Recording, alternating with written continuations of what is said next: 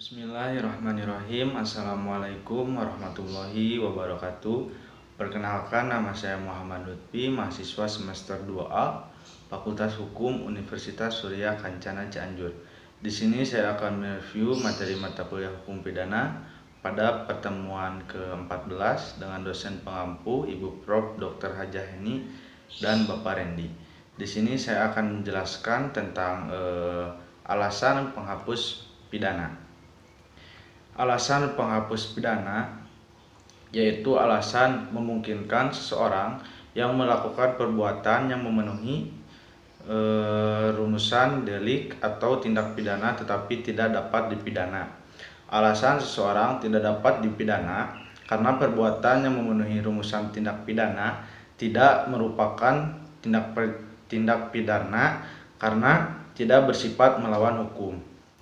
Perbuatan tersebut tidak dapat dikualifikasikan tindak pidana sehingga pelaku tidak dapat diminta pertanggungjawaban.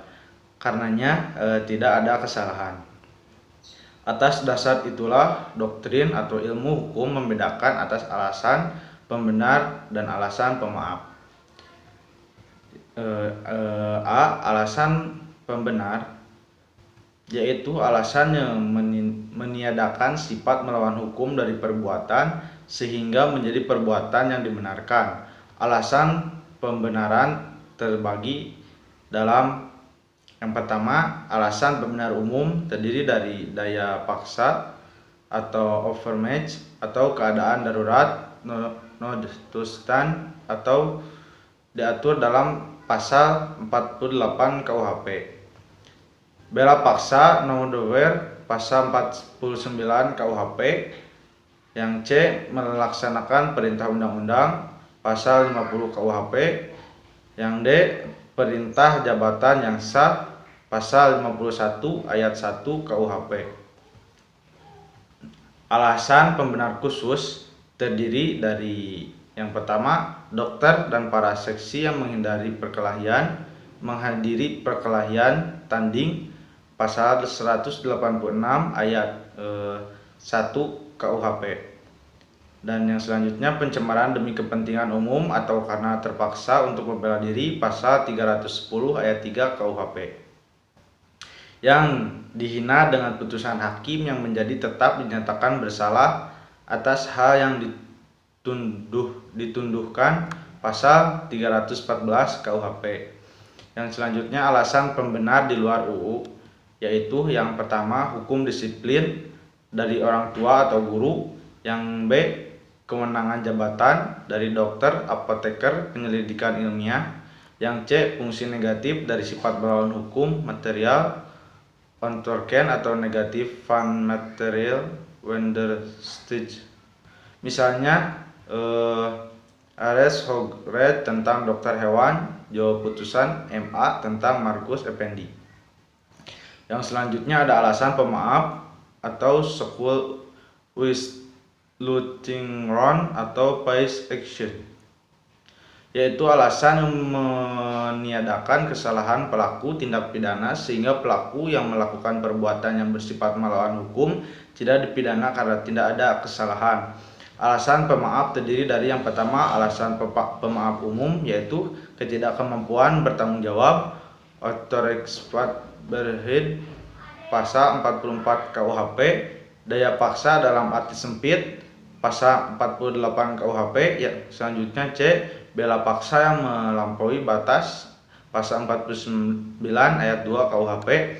Dan yang terakhir, perintah jabatan yang tidak sah pasal 51 ayat 2. Dan yang selanjutnya ada alasan pemaaf khusus yaitu yang pertama, mempersiapkan atau memperlancar perbuatan keternegaraan dalam arti umum pasal 110 ayat 4 KUHP.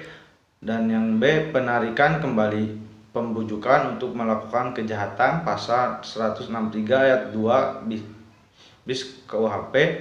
Yang C, tindak tidak melaporkan kepada yang berwajib atau yang terancam apabila ada kejahatan yang tertentu pasal 166 KUHP. Dan yang D, pencurian antara suami istri pasal 367 ayat 1 KUHP. Yang E, insubordinasi tidak jadi pasal 464 ayat 3 KUHP. Dan yang terakhir ada alasan pemaaf di luar UU, yaitu yang pertama tidak ada kesalahan sama sekali, taksi. Yang B, alasan peniadaan pidana putatif.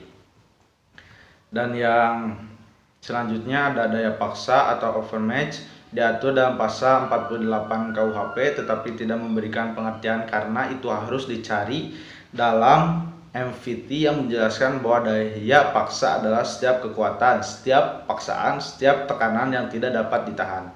Dalam doktrin daya paksa dibedakan dalam dua. Yang pertama ada daya paksa absolut atau vis absoluta, yaitu daya paksa yang sama sekali tidak dapat ditahan baik secara fisik maupun psikis.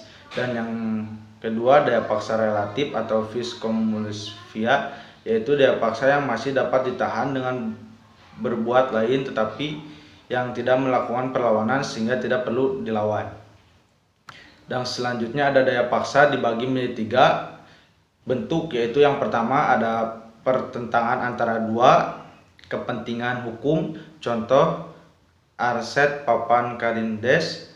Yang kedua, pertentangan antara kepentingan hukum dengan kewajiban hukum, contoh Ovitik RS 1932. Dan yang terakhir ada pertentangan antara dua kewajiban hukum, contoh dipanggil untuk menghadap kedua tempat pengadilan yang berbeda dalam waktu yang bersamaan. Mungkin cukup sekian dari saya. Mohon maaf bila ada kesalahan. Wassalamualaikum warahmatullahi wabarakatuh.